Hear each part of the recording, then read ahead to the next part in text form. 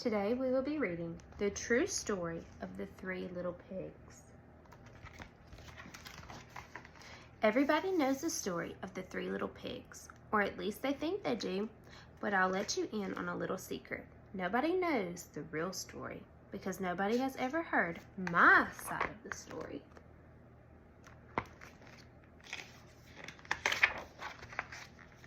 I'm the wolf, Alexander T. Wolf. You can call me Al. I don't know how this whole big bad wolf thing got started, but it's all wrong.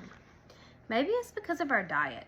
Hey, it's not my fault wolves eat cute little animals like bunnies and sheep and pigs. That's just the way we are. If cheeseburgers were cute, folks would probably think you were big and bad too. So whose side of the story is this? Is this the wolves or the pigs? But like I was saying, the whole big bad wolf thing is all wrong. The real story is about a sneeze and a cup of sugar. This is the real story.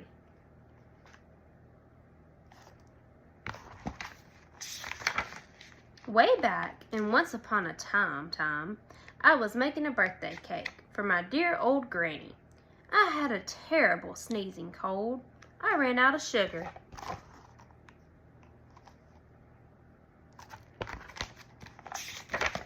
So I walked down the street to ask my neighbor for a cup of sugar. Now this neighbor was a pig, and he wasn't too bright either. He had built his whole house out of straw. Can you believe it? I mean, who in his right mind would build a house out of straw?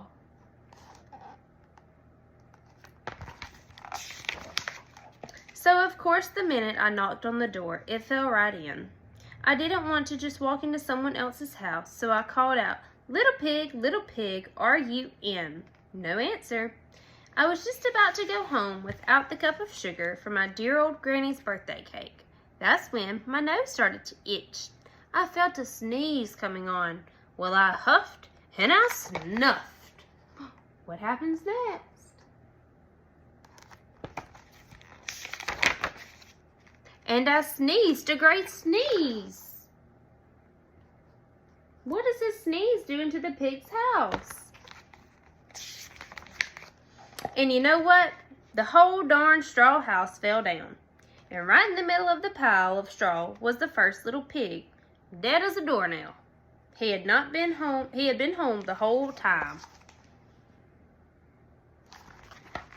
It seemed like a shame to leave a perfectly good ham dinner lying there in the straw.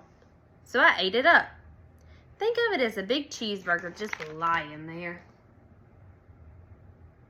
So he's comparing the pig to a cheeseburger. I was feeling a little better, but I still didn't have my cup of sugar. So I went to the next neighbor's house. This neighbor was the first little pig's brother. He was a little smarter, but not much. He had built his house of sticks. I rang the doorbell on the stick house. Nobody answered. I called, Mr. Pig, are you in?" He yelled back, "Go away, wolf, you can't come in. I'm shaving the hairs on my chinny chin.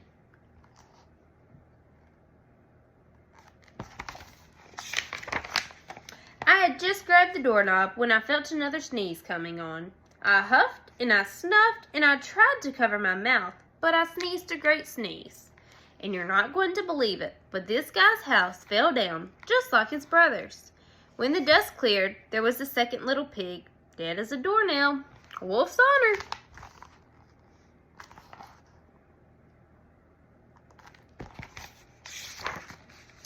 Now, you know food will spoil if you just leave it out in the open. So I did the only thing there was to do. I had dinner again. Think of it as a second helping. I was getting awfully full, but my cold was feeling a little better. And I still didn't have that cup of sugar for my dear old granny's birthday cake. So I went to the next house. This guy was the first and second little pig's brother. He must have been the brains of the family. He had built his house of bricks. I knocked on the brick house. No answer. I called, Mr. Pig, are you in?" And do you know what that rude little porker answered? "Get out of here, wolf. Don't bother me again."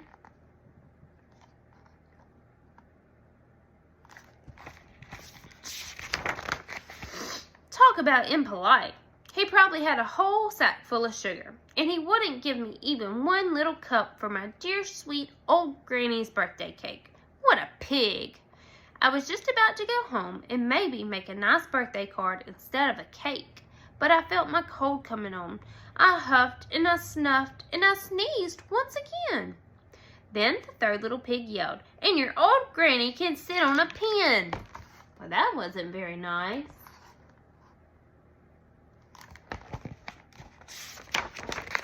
Now, I'm usually a pretty calm fellow, but when somebody talks about my granny like that, I go a little crazy.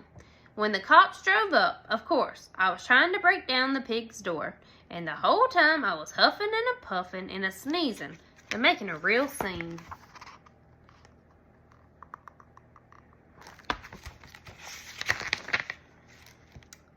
The rest, as they say, is history.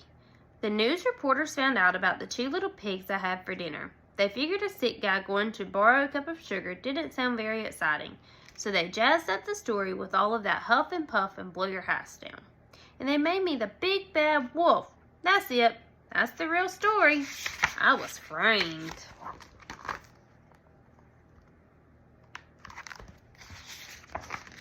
But maybe you can loan me a cup of sugar.